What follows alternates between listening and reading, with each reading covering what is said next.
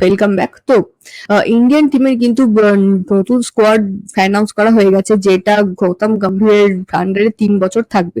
তো সেখানে খুব শকিং কিছু জিনিস দেখা গেছে, যেমন T20 ওয়ার্ল্ড কাপে কিন্তু সূর্যকুমার যাদবকে নেওয়া হয়েছে হার্দিক পান্ড্যাকে সরিয়ে দিয়ে।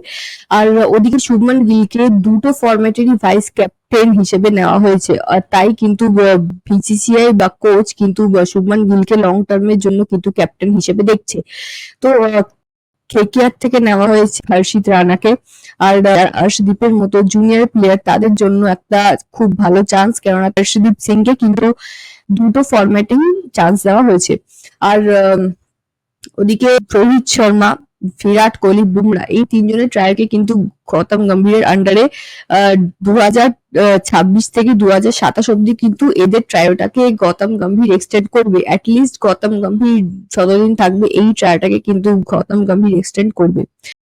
কিন্তু সব থেকে খারাপ বিষয় যেটা হয়েছে সেটা হচ্ছে অভিষেক শর্মা অ্যান্ড ঋতুরাজ গায়কোয়াড়কে হচ্ছে ড্রপ করে দেওয়া হয়েছে টিম থেকে। আর যে প্লেয়ারটা 47-এ 100 করেছে জিম্বাবুয়ের এগেনস্টে, অভিষেক শর্মা। আর যে প্লেয়ারটা আইসিসি T20-তে 7টা ইনিংসে অ্যাভারেজ রান রেট যার 75 ছিল with a strike rate of 152, সেই প্লেয়ারটাকে ড্রপ করে দেওয়া হয়েছে টিম থেকে। তো ইটস ভেরি প্যাথেটিক। আর আমরা গৌতম গম্ভীরের থেকে এটা কেউই এক্সপেক্ট করিনি।